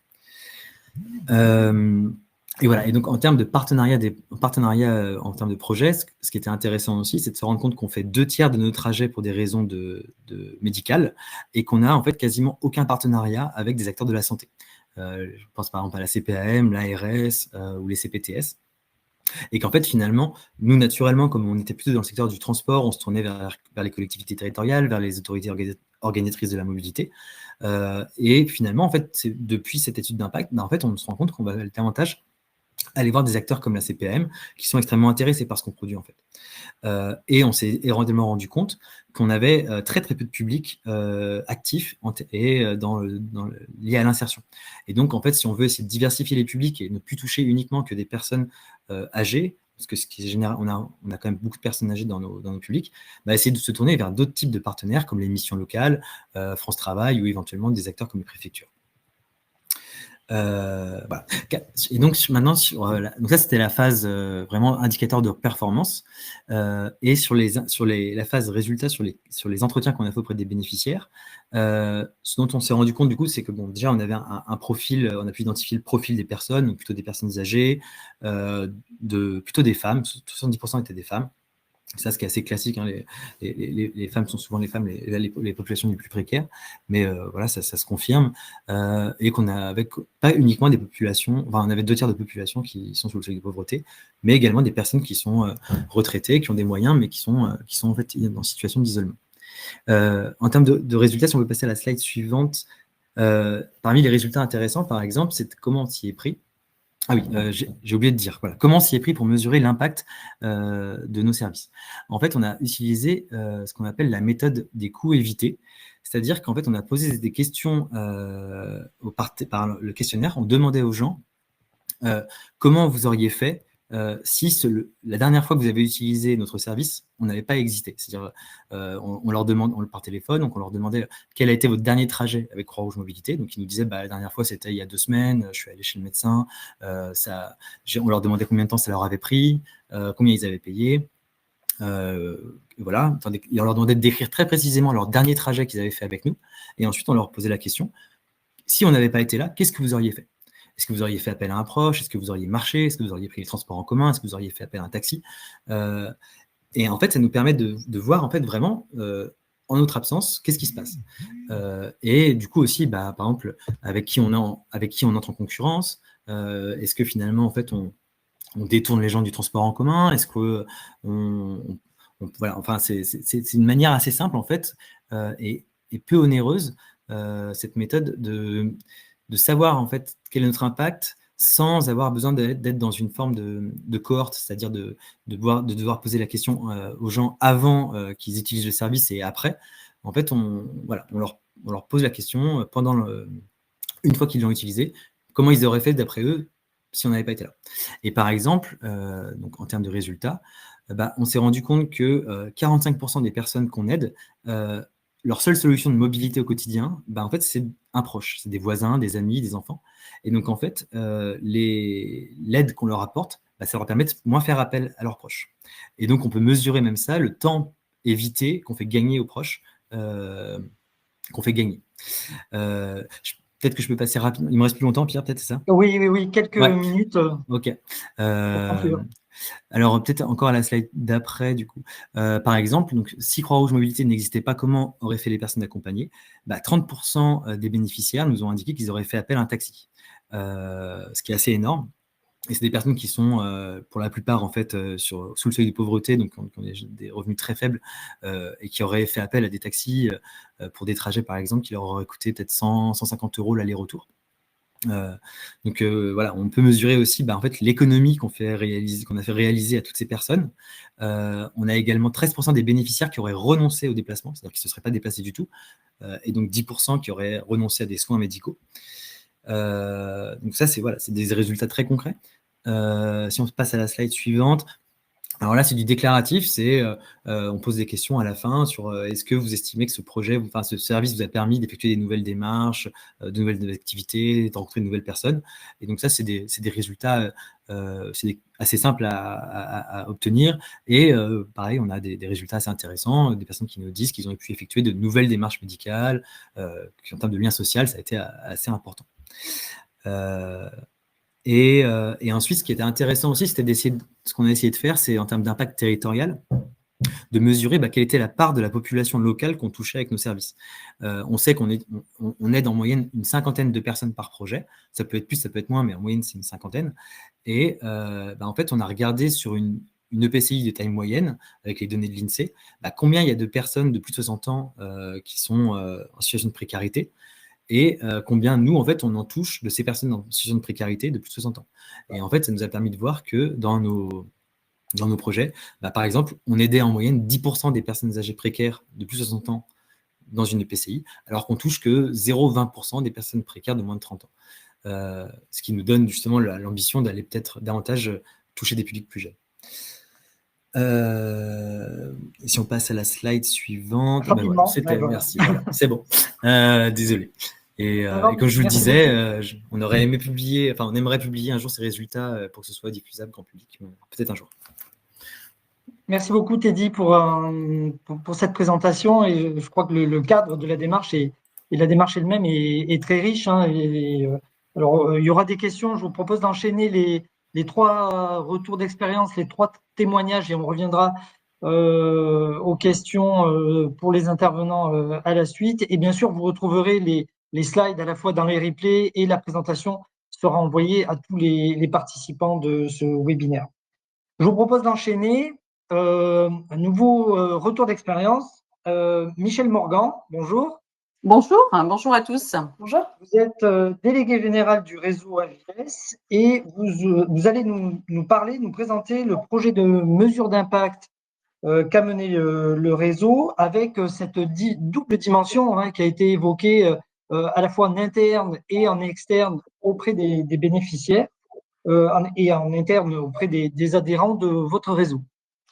Tout à fait, merci. Bonjour à tous. Juste pour situer un petit peu le réseau Agiles, qui est un réseau qui a été créé en 2016 de la volonté de 3 garages au départ, et qui a vu, on va dire, sa zone d'action élargie d'un niveau régional à un niveau national. Alors, juste pour situer, le réseau Agiles, c'est un réseau qui a pour but de rassembler, de professionnaliser ces garages loueurs solidaires par l'accompagnement des porteurs de projets, et puis par le développement des activités comme la vente, la location ou autres activités que peuvent proposer les garages aujourd'hui. Si on revient dans ce qui nous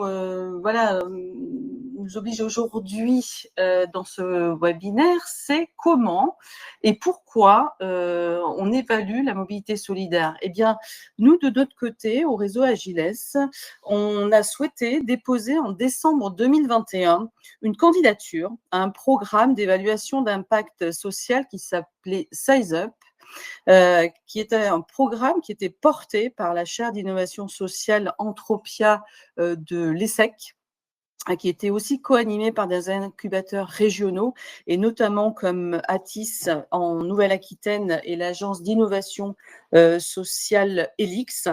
Et donc, grâce à Anthropia qui a lancé cet appel à candidature, nous avons pu donc profiter de cet accompagnement. Nous étions donc dans un groupe de 14 lauréats qui est donc porté par Anthropia, et donc nous avons été accompagné à peu près pendant 12 mois, une année, sur cette mise en place d'évaluation d'impact social. Alors, ce qui était enrichissant, c'est que cet accompagnement était, on va dire, coupé par des temps individuels, et puis des temps aussi complétés en séminaire, en présentiel, qui offrent aussi des temps d'échanges un petit peu collectifs avec d'autres porteurs de projets, d'autres structures. Et ça, c'est important, et vous l'avez dit tout à l'heure, de pouvoir échanger aussi, de pouvoir partager avec d'autres structures, ne pas être seul aussi, parce que finalement, on s'aperçoit que on peut rester aussi très centré sur ce que nous faisons, et ça permet aussi d'avoir une ouverture. Et donc ça, c'était aussi intéressant. Donc, le but, en fait, de la mise en place de cette évaluation d'impact, c'était déjà, dans un premier temps, d'évaluer, de pouvoir actualiser, l'impact social qui avait été réalisé en 2018 déjà, mais et également de prendre en compte de nouveaux indicateurs parce qu'on s'était aperçu qu'entre 2018 et 2023, déjà beaucoup de changements s'opéraient dans la mobilité solidaire et notamment l'impact des actions du réseau sur ces structures adhérentes. Donc, il était important de pouvoir évaluer tout cela 3 à 4 ans, 5 ans après. Alors, ce double objectif, en fait, de faire cette étude d'impact, ça répond à une question évaluative qui est posée, c'est dans quelle mesure les activités qui sont proposées par le réseau Agiles permettent à ses adhérents de consolider, développer leur impact sur les publics bénéficiaires. En fait, ce projet de mesure d'impact a été réalisé en 2 temps. Dans un premier temps, défini grâce à la méthode, et vous l'avez dit tout à l'heure, de la théorie du changement, nous avons mis en application tout cela avec des indicateurs, donc des choix d'indicateurs pertinents à la mesure d'impact de ces actions, identifier les ressources, identifier les personnes aussi concernées par le projet et en créant effectivement aussi un comité de pilotage pour répondre à toutes ces questions. Ensuite, nous avons donc fait une évaluation de l'impact direct sur les activités, c'est-à-dire l'impact financier, matériel, en termes de compétences, et puis une évaluation de l'impact sur la situation professionnelle des bénéficiaires. On a souhaité également, par cette étude, de pouvoir évaluer aussi la santé physique, mentale de ces bénéficiaires, suite justement à l'intervention des garages loueurs solidaires du réseau Agiles auprès de ces personnes. Donc, en fait, il y avait un double impact. C'est déjà de permettre d'avoir des indicateurs pour connaître l'impact social de l'activité de nos adhérents sur leurs bénéficiaires et de qualifier l'impact des actions du réseau et sur la pérennisation des structures adhérentes au réseau. Donc, double partie prenante, les adhérents, les bénéficiaires, donc des adhérents qui sont bien évidemment des personnes qui sont éloignées de l'emploi et des problématiques bien évidemment, et malheureusement, on dira, de mobilité. Alors, les objectifs, on l'a dit, c'est de pouvoir aussi permettre donc d'évaluer, d'avoir des retours, des éléments chiffrés, de pouvoir intégrer l'impact du réseau auprès des prescripteurs notamment, et puis doter les structures adhérentes d'une méthodologie que nous n'avions pas jusqu'à présent. Et donc, l'intérêt, c'est de pouvoir aussi être beaucoup plus légitime par rapport et vis-à-vis de nos financeurs, parce que ça permettait aussi de pouvoir bénéficier d'autres indicateurs en interne que nous n'avions peut-être pas ou moins approfondis, être beaucoup plus crédible justement auprès des prescripteurs. Et puis, justement, de prouver que toutes les actions que nous menions auprès de nos adhérents et auprès, bien évidemment, de nos bénéficiaires pouvaient permettre de nouveaux échanges, de nouveaux partenariats, créer de nouvelles interactions que nous n'avions pas jusqu'à auparavant. Et c'est de pouvoir recueillir, et je vous l'ai dit, des données sur les garages en général, et donc de permettre d'avoir des données fiables sur le quotidien de ces garages. Donc, il y a eu plusieurs étapes. Alors, je vous l'ai dit, la candidature a été faite en décembre 2021. Il y a tout un travail en amont qui a été effectué sur les indicateurs, le comité de pilotage, etc., toute la phase préparatoire. Et puis ensuite, la première phase d'entretien est arrivée à peu près à avril-mai 2022. Donc, on a eu des entretiens qualitatifs qui ont été envoyés et notamment des entretiens avec les adhérents. Ce qui était important aussi, c'est d'avoir leur retour et de s'appuyer également sur des éléments de langage que nous n'avions pas. Donc, c'était important aussi d'avoir ces éléments-là et de pouvoir ensuite porter une communication, une sensibilisation ou des actions peut-être différentes de celles que nous pensions nous. Ensuite, il y a eu la phase 2, donc qui était plus sur la partie juin-septembre 2022, qui était des questionnaires plus quantitatif, pardon, et là aussi donc des éléments de langage qui sont ressortis, et ça nous a aussi donné voilà des éléments intéressants sur les types d'accompagnement, sur l'approche que nous devions avoir, etc., etc. Donc on va juste voir la slide après. Alors vous voyez les retours de terrain, donc en termes de qualitatif, quantitatif, du nombre d'adhérents qui ont répondu, du nombre de bénéficiaires. Alors le but n'étant pas de vous donner les résultats de l'impact, vous pouvez aussi nous les demander. Elles sont voilà compilées dans un document que nous avons. Mais juste pour faire ressortir un petit peu l'évolution entre 2018 et 2023. Donc, on s'aperçoit que ces résultats de l'analyse de l'impact des retours que nous avons eus, notamment sur les bénéficiaires des garages, on voit que ça a un peu bougé, puisqu'on voit que majoritairement, ce sont des femmes de 26 à 55 ans qui sont bénéficiaires des garages, que ce sont des personnes actives qui vivent seules de 18 à 25 ans, avec, vous voyez, une évolution entre 2018 et 2023, qui passe de 7,7% à 20%. Donc là, on voit bien cette différence en très peu de temps, finalement. Les bénéficiaires, ça a bougé, ça a évolué. Et donc, on a pu le mesurer grâce à cette évaluation d'impact que nous avons pu, en tout cas, nous avons participé. Alors, ensuite, sur les besoins de mobilité, on s'aperçoit que c'est pas uniquement sur la vie professionnelle. On voit que ça a bougé aussi à ce moment-là, que l'impact sur la vie sociale, la santé mentale, le bien-être des usagers, la qualité de vie, ça aussi, ça a bougé, parce qu'en 2023, c'est ce qui ressort aussi, que nous n'avions pas ou très peu en 2018. Et on voit bien que ce besoin évolue aussi vers la location de véhicules. Donc, c'est juste pour vous donner un petit peu l'évolution dans cette mesure d'impact.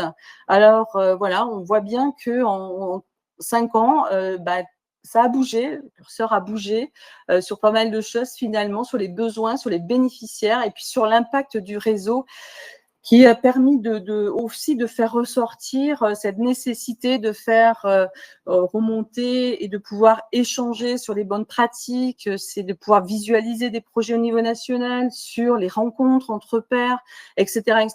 Et donc, c'est ce besoin, voilà, de reconnaissance au niveau, voilà, de ces pairs. Et ça, c'est vraiment des choses qui sont remontées à ce moment-là, qu'on avait peu ou pas auparavant. On passe à la slide suivante, voilà, pour vous dire que effectivement l'impact, l'étude a démontré effectivement que tout ça a été très positif pour le réseau Agiles, puisque il y a des changements dans ses besoins de mobilité. On sent bien qu'il y a voilà, c'est bénéfique pour les situations professionnelles, mais pas que pour les bénéficiaires. Dans les perspectives, en ce qui nous concerne, Réseau Agiles, on pense qu'effectivement, dans ce développement des solutions douces, décarbonées, partagées, sur lesquelles nous allons demain, eh bien, cette évaluation d'impact va être nécessaire, obligatoire quelque part dans les années à venir, et que mettre en place ces évaluations énergétiques, environnementales, économiques, territoriales, etc., semble être une nécessité, et ça démontre aussi peut-être une nouvelle envie, un nouvel éclairage sur les enjeux de demain, les acteurs de la mobilité et tous les accompagnements et les programmes qu'on pourrait mettre en place. Et donc, c'est vraiment quelque chose aujourd'hui qui est bénéfique et qui, est, à mon sens, est nécessaire. Merci beaucoup, Michel, pour ce témoignage riche, et on voit bien l'utilité du suivi temporel de certains indicateurs quand on se lance dans une démarche d'évaluation. Finalement, c'est quelque chose qui est intéressant à suivre dans le temps et mesurer voilà l'évolution de certains indicateurs clés. Je vous propose de, sans tarder, puisque le temps court, de passer au dernier retour d'expérience qui va nous être présenté par Mathieu Denoux. Bonjour Mathieu, vous êtes responsable des services numériques d'aide à la décision à l'agence Aura 2E. qui est un des partenaires du programme C2E Teams. Alors, à la différence des deux autres retours d'expérience que nous venons de partager, vous allez nous présenter la mise en place de la démarche de suivi et évaluation du programme Teams, qui est encore dans sa phase de démarrage, qui se met en place, mais la démarche d'évaluation est conçue dès le départ. Donc, vous allez nous dire quels impacts vous souhaitez mesurer, quelles méthodes vous mettez en place du côté opérationnel, quels outils vous avez imaginés, et notamment pour remonter l'information des 70 projets locaux qui composent le programme Teams. Merci beaucoup, Pierre. Alors, pour commencer, je voulais faire justement petite mise en contexte du programme C2E Teams, donc qui a pour vocation à développer la mobilité durable et inclusive en France. Donc, comme l'a déjà mentionné Pierre, en fait, on a 70 projets locaux donc, qui ont été sélectionnés à travers un AMI qui portent chacun un bouquet d'actions, ce qui fait un total de 380 actions sur l'ensemble du programme, qui ont pour vocation d'avoir un impact sur la mobilité de la population et notamment la mobilité inclusive. Et donc, c'est, on va dire, dans ce grand contexte-là, qu'on va essayer de mettre en place dès le début du programme, donc dès 2023, une démarche de suivi-évaluation. Donc, pour donner un tout petit peu plus de détails sur ce programme, il y a donc 2 axes transverses qui sont des axes structurants, qui sont un axe de communication et un axe de suivi et évaluation. Et puis après, le programme va, dans son action concrète, se dérouler selon un axe de professionnalisation avec de la formation, des ressources, un réseau et un déploiement. Et donc, c'est là qu'on va se pencher un petit peu aujourd'hui avec 70 projets locaux. Partout en France qui portent donc ces fameuses actions locales de mobilité durable et inclusive. Donc les objectifs en termes de suivi et évaluation à l'échelle globale du programme, c'est bien sûr de mesurer des impacts. Et donc là, on rejoint finalement les thématiques qui ont été présentées par Madame Hernandez tout à l'heure sur les impacts environnementaux, les impacts en termes de pratiques de mobilité, donc des impacts un peu plus sociaux, des impacts économiques si possible. Donc, c'est aussi des informations sur lesquelles il va falloir prioriser les indicateurs qu'on va pouvoir calculer. Et puis après, des impacts alors que vous avez qualifié tout à l'heure de territoriaux, mais qui pourraient être aussi finalement aussi sur les écosystèmes d'acteurs et comment ces écosystèmes d'acteurs se mobilisent les uns par rapport aux autres autour de cette thématique de la mobilité durable et inclusive. Le deuxième objectif, c'est cette capitalisation de la connaissance, c'est-à-dire que ça fait partie des objectifs, on va dire, des programmes C2E. C'est bien sûr de réaliser des économies d'énergie, mais également de faire bénéficier l'ensemble de la population, l'ensemble des acteurs nationaux, de tout ce qu'on va pouvoir apprendre à partir de ces expérimentations locales, à partir de ces actions. Et donc, il y a vraiment un volet où l'objectif, c'est d'arriver à faire remonter des informations sur les conditions de mise en pratique, etc. Donc, on a vraiment ces 2 aspects-là dans le cadre de notre suivi et évaluation du programme Teams. Et donc, c'est quelque chose qu'on essaie dès maintenant de mettre en place, justement parce qu'on est dans un contexte un peu particulier, qui est donc un contexte, donc déjà, comme on l'a déjà mentionné, de beaucoup de projets, beaucoup d'actions. Et donc, il faut arriver à proposer une méthodologie qui puisse s'appliquer à tous ces projets et à toutes ces actions. Et on est également dans un contexte où on s'intéresse à la mobilité durable et inclusive, qui est une forme de nouveau secteur qui est né de cette rencontre entre les enjeux environnementaux et l'impératif finalement d'avoir une mobilité qui soit inclusive et qui permette aux personnes de se déplacer, d'avoir accès à leurs droits, etc. Donc, comment est-ce qu'on a fonctionné? Alors déjà, on s'est appuyé sur des ressources extérieures pour capitaliser sur la connaissance existante, pour capitaliser sur l'expertise aussi des porteurs de projets. Donc, on a fait d'abord un benchmark d'initiatives qui ont pu exister par le passé sur l'évaluation de projets de mobilité. On a cherché à se renseigner aussi on va dire de la culture qu'est les porteurs de projets locaux, donc des 70 projets locaux, ils avaient déjà dans leur structure pour savoir quels étaient leurs besoins en termes d'outillage, quels étaient leurs besoins en termes d'acculturation autour du suivi et évaluation, et pour pouvoir adapter, on va dire, notre méthodologie à leur situation locale. Et puis après, ce troisième volet de ressources extérieures, c'est un comité de pilotage ou en tout cas un comité d'experts qui peut nous donner son avis sur la méthodologie mise en œuvre. Donc, dans ce comité d'experts, il va y avoir des acteurs qui travaillent déjà sur l'évaluation d'impact de la mobilité. Il y a Pierre Taillant, par exemple, vous en faites partie. On essaye régulièrement d'avoir comme ça un retour sur la méthodologie qu'on met en œuvre, sur la base de cette expertise que peuvent avoir certaines personnes extérieures, on va dire, au consortium du programme. Et donc, concrètement, on va dire que dans ce contexte assez large du programme C2E, on a mis en place une méthodologie qui s'appuie, on va dire, sur 3 volets principaux. Un processus itératif, donc qui consiste à partir d'une base, de construire une base, slide suivante s'il vous plaît, pour avoir déjà quelque chose d'opérationnel. C'est-à-dire que comme on a des porteurs de projets locaux qui dès aujourd'hui, commencent à mettre en œuvre leurs actions, à accompagner des personnes, à proposer des services, on a besoin tout de suite qu'ils collectent un certain nombre de données pour s'assurer qu'on pourra, à la fin du programme ou au cours du programme au moins, calculer certains impacts. Donc on construit une base et sur cette base, on va, sur la base de leurs retours, sur la base des retours des experts, sur la base d'autres informations, comme le rapport qui a été produit par Improve pour le LMI. C'est une information qui va nous être pertinente pour faire évoluer ce premier socle, on va dire. Et on va procéder comme ça itérativement pour s'améliorer au fur et à mesure et toujours garder en tête les contraintes dans lesquelles on s'inscrit. La deuxième partie de la méthodologie, c'est ce volet qualitatif. Donc là, ça rejoint un petit peu ce qui a été présenté tout à l'heure sur le fait que ce volet qualitatif, c'est quelque chose qui va se nourrir bien sûr par les aspects quantitatifs, au sens où on va pouvoir mobiliser le quantitatif pour améliorer, on va dire, la compréhension du qualitatif et inversement, se dire que le quantitatif va peut-être faire remonter des éléments flous, des éléments pas très clairs, pour lesquels on va avoir besoin d'aller creuser ça avec des entretiens directifs ou semi-directifs auprès de certains bénéficiaires, auprès de certains acteurs locaux pour qualifier, par exemple, ce jeu d'acteurs. Et puis enfin, le dernier volet de cette méthodologie, c'est de se dire que là, on évalue des projets locaux, donc qui sont les 70 projets locaux.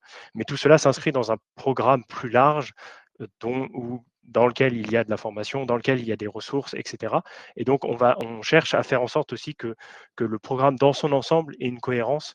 Et donc, c'est là qu'intervient une sorte d'évaluation globale du programme et qui a besoin d'être mise en cohérence avec ce que nous, on va faire pour les projets locaux. Donc, si je récapitule un peu, on a deux travaux, on va dire, sur ce chantier du suivi et évaluation. Donc, construire un référentiel global du programme qui va se décliner dans chacun des axes et donc particulièrement sur notre axe qui concerne les projets locaux. Et puis après, en parallèle, on a cette contrainte d'un besoin d'éléments opérationnels de la part des projets locaux pour collecter les données dès aujourd'hui, dès maintenant, et s'assurer que nous, on pourra bien faire nos calculs d'impact. Donc, c'est un peu une spécificité de notre programme, c'est-à-dire que c'est nous-mêmes qui faisons les calculs d'impact à l'échelle du consortium, avec, bien sûr, toujours en tête l'objectif de pouvoir capitaliser sur ce travail et donc de fournir la méthodologie aux projets locaux et à tous les acteurs qui pourraient être intéressés par ce travail. Donc, si je donne un exemple très concret, les outils qu'on a pu mettre à disposition des porteurs de projets, on a construit une sorte de document cadre, un guide du suivi et évaluation de leurs actions, qui consiste finalement à expliquer dans quel contexte on se place, le contexte des programmes C2E, qu'est-ce qu'on attend de leur part, à quoi ça va servir, et concrètement, quelles sont les données qu'on attend d'eux qu'ils collectent pour nous les faire remonter. Pour chacune de des actions qu'ils ont mises en œuvre, on a créé une sorte de fiche standard qui correspond à la typologie d'action, par exemple un service de transport d'utilité sociale. On a fait une fiche standard avec la liste de données à collecter et à chaque fois en expliquant quelle est la priorité des indicateurs les uns par rapport aux autres, quel était l'objectif de l'information et éventuellement quelques conseils ou retours sur comment est-ce que cette donnée peut être collectée, comment est-ce qu'on peut faire opérationnellement. Puis après, on a fourni des outils un peu plus, on va dire, pratico-pratiques, des fichiers Excel d'exemples, des questionnaires qui pouvaient servir de base pour construire des questionnaires opérationnels. Là, c'était plutôt pour outiller les porteurs qui seraient justement qui débuteraient, on va dire, dans ce domaine du suivi et évaluation. Donc ça, c'est les principaux outils. on va dire, qui cadre le suivi évaluation. Et puis après, on a aussi construit en parallèle une plateforme qui va permettre de faire la collecte des données. Donc ça, c'est la partie droite de la slide, avec le fait que chaque projet ait sa page et des formulaires de collecte qui va être invité à remplir régulièrement. Je reviendrai dessus juste après.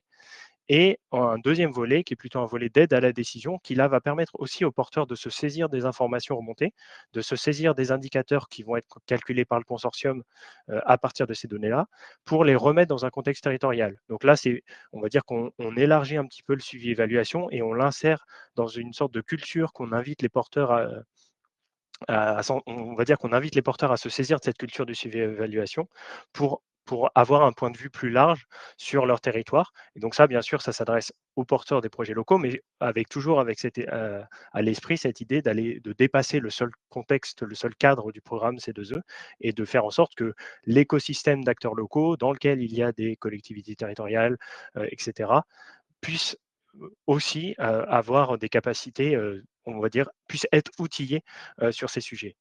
Et donc, pour clore la présentation, je voulais juste vous montrer le calendrier très précis qu'on a mis en œuvre, par exemple, pour cette évaluation des projets locaux. En fait, on a décliné, on va dire, un calendrier où, en fait, on va faire régulièrement des périodes de remontée d'informations sur la base des indicateurs qui ont été définis dans le document cadre, dans les fiches standards. On fait régulièrement des échanges avec des interlocuteurs qui s'appellent les pilotes régionaux, qui font en fait l'interface entre les projets locaux et le consortium de Teams. Et ça nous permet comme ça de rapidement répondre aux questions opérationnelles, aux questions pratiques. Ça va nous permettre également, dans l'autre sens, de repartager ensuite les informations, les impacts qu'on a pu calculer, la méthodologie, les hypothèses qu'on a mises en œuvre, qui seront, comme je l'avais présenté au début, soumises aussi aux discussions avec le COMEX et les acteurs extérieurs qui pourraient être impliqués, et s'assurer comme ça que petit à petit, on arrive à construire nos indicateurs et mesurer l'impact finalement de ce programme C2E.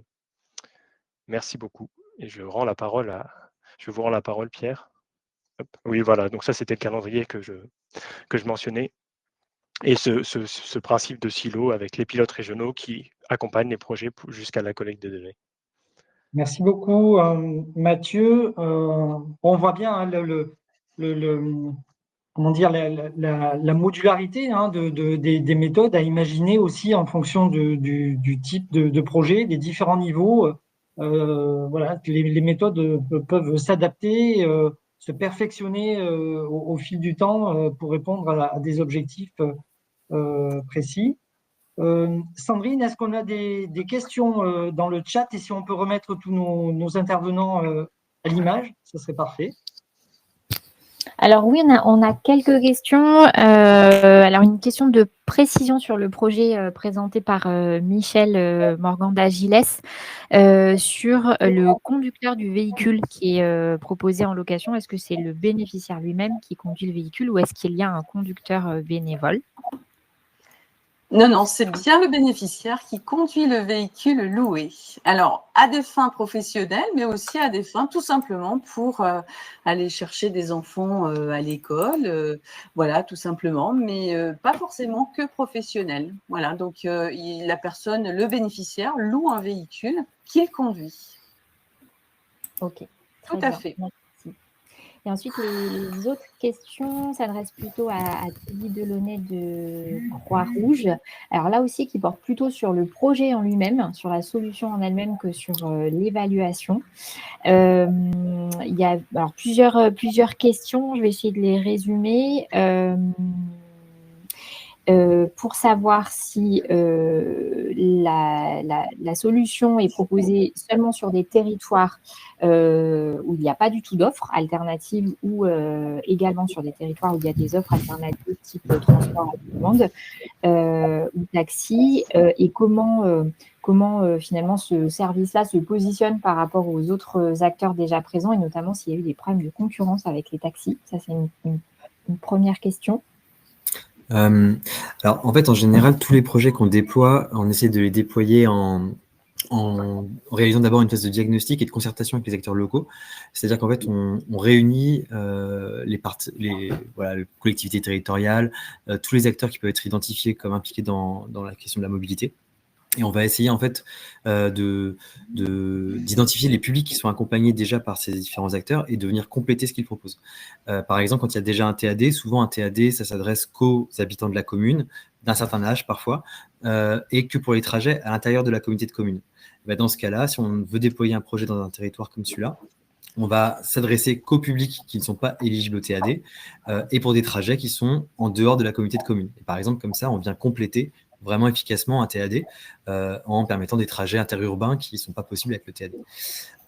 Avec les taxis, dans ce genre de réunion, en fait, on les invite systématiquement et on essaye en fait le plus possible de se prémunir d'une concurrence avec eux. On considère que en fait, on s'adresse à des publics qui sont extrêmement précaires et quand ils font appel à un taxi, c'est qu'ils n'ont pas vraiment le choix et que c'est quand même important de pouvoir leur proposer une solution alternative. Ce que j'estime aussi, c'est qu'en fait, on soulage leur budget mobilité et qu'en fait, c'est pas parce qu'ils font un trajet avec nous qu'ils vont pas pouvoir faire derrière un trajet avec un taxi. C'est-à-dire qu'en fait, on fait grossir la part des déplacements potentiels en leur proposant un trajet gratuit quasiment. Ça ne les empêche pas de prendre un taxi ensuite pour d'autres déplacements. Et en fait, on essaie de se répartir un peu le marché. C'est-à-dire, par exemple, il y a quelques semaines, on était en discussion avec des taxis sur un projet spécifique. On s'est dit qu'en fait, les trajets de moins de 15 km, c'est nous qui allions les prendre. Et les trajets de plus de 15 km, c'est eux qui allaient les prendre. Et tout ça pour les motifs de la santé. C'est complètement arbitraire, mais c'est globalement eux qui nous ont dit que ça leur allait comme ça. Et du coup, on part là-dessus. Mais c'est toujours de la négociation. On essaie de concerter, de réunir et de concerter les acteurs. Très bien. D'autres questions, Sandrine? Oui, peut-être 2 autres questions. La première, c'est est-ce qu'il existe une cartographie des services de transport d'utilité sociale de Croix-Rouge Mobilité? Et puis j'enchaîne sur la suivante. Comment éviter le retour à vide? Et est-ce qu'il y a nécessairement toujours un retour à vide des véhicules? Alors, il n'y a pas encore de cartographie en ligne. Alors, on est pas mal référencé sur Solinum, par exemple, et également sur la plateforme Dora. Donc, c'est des plateformes publiques, publiques ou Dora, c'est public, Solinum, c'est pas public, je crois, mais voilà, c'est des plateformes qui référencent les acteurs de la solidarité. Voilà. Et ensuite, sur les trajets, les retours à vide, c'est un vrai sujet. En fait, par exemple, ça nous a amené à réfléchir à la possibilité de proposer aux bénévoles une extension d'assurance automission qui permet d'assurer le véhicule des bénévoles. Parce qu'en fait, le problème, c'est qu'aujourd'hui, nos bénévoles doivent venir chercher le véhicule à la Croix-Rouge française, donc dans les locaux, et ensuite aller chercher la personne à son domicile. Et en fait, ça explique beaucoup de trajets à vide, parce que en fait, même s'ils habitent à 5 km de la personne, il faut parfois qu'ils fassent 5 km pour aller chercher le véhicule, puis qu'ils fassent les 5 km supplémentaires. Donc, leur permettre d'utiliser leur propre véhicule, ça peut permettre de réduire ces kilomètres à vide. Et on est en travail en ce moment avec la direction juridique de la Croix-Rouge pour obtenir d'intégrer ça dans le contrat cadre. Donc voilà, ça c'est un outil de pilotage, un résultat qui montre le pilotage interne, l'utilité en termes de pilotage interne de l'étude d'impact. Alors, ça rejoint une autre question. Je ne sais pas si, Pierre, si on a encore le temps, peut-être pour une dernière, et je laisserai une petite réaction conclusive, on va dire, à Anne-Laure. Ok, très bien. Alors justement, il y a une autre question par rapport à justement sur la location solidaire qui s'adresse plutôt à Gilles sur l'assurance justement du véhicule loué. Est-ce que c'est compris dans le dispositif? Effectivement, toutes les locations solidaires. L'assurance est comprise en fait dans la location. Donc, quels que soient les garages solidaires, quelle que soit la région, voilà, peu importe, une location solidaire, on inclut la location du véhicule et assurance comprise. Voilà. Donc, la personne, le bénéficiaire, paie un coût à la journée, au mois, incluant le prix de la location et le coût de l'assurance. Merci beaucoup. Peut-être une réaction, Anne-Laure, comme ça, à chaud, à l'issue de ces 3 retours d'expérience qui sont finalement assez variés, hein, qui montrent pas mal de dimensions des démarches d'évaluation. Peut-être un petit mot pour conclure. Oui, merci Pierre. Effectivement, très varié. C'est un superbe choix. C'était très agréable d'entendre ces 3 intervenants mais que j'avais déjà entendu dans le cadre des entretiens. Un petit mot de conclusion. Il y avait plein de choses intéressantes, c'était très clair. Mais je dirais que j'ai trouvé intéressant que ça mette l'accent sur certains, présupposés ou préjugés qu'on a parfois sur l'évaluation d'impact. C'est vrai que l'évaluation d'impact en matière d'enjeux, il y a un gros enjeu de communication autour de l'évaluation d'impact et ça, tout le monde en est généralement bien informé. Et parfois, on oublie un peu l'intérêt stratégique de l'évaluation d'impact et comment on peut en faire un outil. Et je trouve que les présentations qui ont été faites le montrent particulièrement en avant, que ce soit celle de Teddy sur la Croix-Rouge ou de Michel sur Agiles. On voit bien que ça apporte des informations clés pour les prises de décision stratégiques et j'ai trouvé ça très intéressant. L'autre présupposé, c'est de toujours faire un camp pour le quali ou un camp pour le quanti dans l'évaluation d'impact. Et là, on voit bien qu'en fait, les deux sont intéressants, se répondent bien, peuvent être complètement mélangés pour s'enrichir mutuellement. Donc, j'insisterai sur ces deux derniers points conclusifs, je trouve, qui ont été bien mis en valeur ici. Merci beaucoup. En tout cas, merci à toutes et tous pour vos interventions qui étaient riches et vraiment éclairante. Merci à tous nos participants qui nous ont écoutés et qui ont tenu jusqu'au bout de ce webinaire et qui sont des fidèles. Je vous informe que l'étude va être disponible, je crois, dès 16h cet après-midi en téléchargement sur le site du LMI et sur le site de la démarche Tous Mobiles. Bien sûr, comme d'habitude, nous vous ferons parvenir les liens, les ressources qui ont été évoquées et partagées au cours de ce webinaire. Je remercie toute l'équipe, bien sûr, qui a préparé et organisé ce webinaire avec moi. Et enfin, nous vous donnons d'ores et déjà rendez-vous le mardi 28 janvier 2025 pour notre prochain numéro, épisode 17, qui portera sur l'actualité de la mobilité solidaire. Merci beaucoup et je vous souhaite une bonne fin d'après-midi. Au revoir. Au revoir. Merci beaucoup. Au revoir, merci beaucoup.